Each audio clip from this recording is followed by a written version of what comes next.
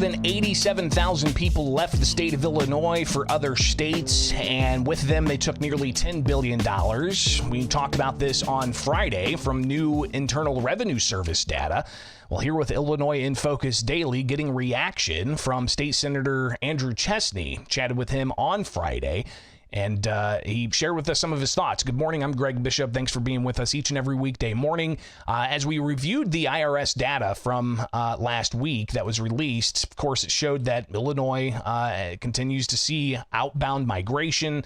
We also shared with you the governor, J.B. Pritzker, denying this time and again for well over a year. And even after the 2020 census was complete, the governor was really adamant that the numbers were wrong. He would say that the census is wrong about this.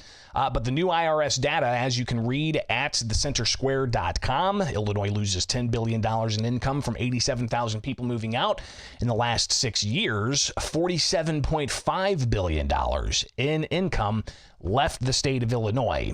When I chatted with Senator Chesney, he shared some of his initial thoughts on this number and the continued loss of population in the state of Illinois. Well, we trust the data, and the Democrat Party are the census deniers of this process, and they continue to push back against Democrat administrations that are showing the state of Illinois that they're not only losing population but losing wealth.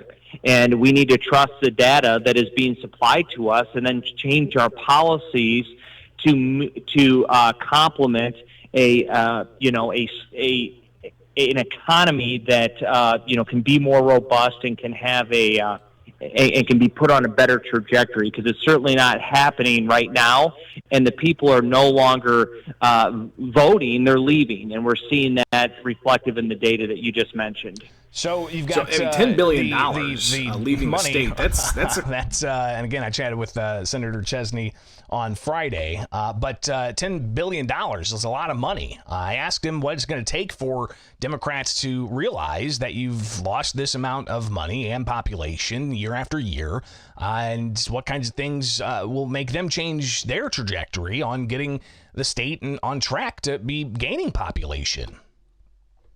More from Senator Chesney here from my conversation with him on Friday. Well, I think it's going to take that they're going to have to lose some elections. You know, Governor Pritzker has put a lot of money into these elections to offset their shortcomings. You know, he spent $400 million to shed a cast of doubt for anybody that challenges him, but they're essentially just buying these elections and through aggressive gerrymandering. But they're also pushing out, Greg, a lot of the producers of the state of Illinois. I mean, if you're an affluent person, if you're somebody that wants to build wealth, if you're somebody that has an extra few dollars and you're retiring, you can't trust that you're going to be treated well in the state of Illinois. So they're pushing out the producers, and they're welcoming in those that need services through the welcoming centers and the migrant crisis. And so what we've seen is that the Governor Pritzker, the people he treats the best are those that in many cases are here illegally and that have been welcomed in by the Biden administration and doubled down by the Pritzker administration. And so we're not bringing in the best and the brightest in many cases to the state of Illinois. We're actually pushing them out of our state through awful policies, and we're backfilling it with folks that want services, which is why you've seen the spending in the state of Illinois just explode for services, because in the state of Illinois, if you're an illegal immigrant, you get a free driver's license, you get free health care, you don't have co-pays, they roll out the red carpet, free food, free, nice free education. And of course, we know, Greg, it's not free. We just all end up paying for it.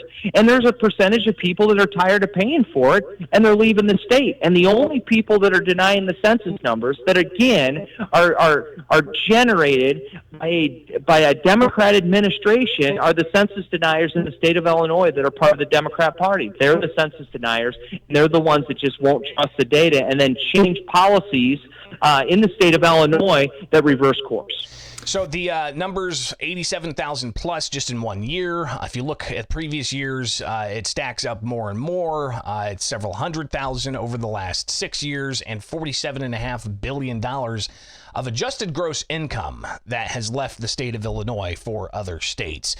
So Senator Chesney talking about how Democrats are denying population, and by doing that, they're really not focused on policy changes. I asked the Republican from Freeport about what kind of changes he would bring about if indeed he had a magic wand.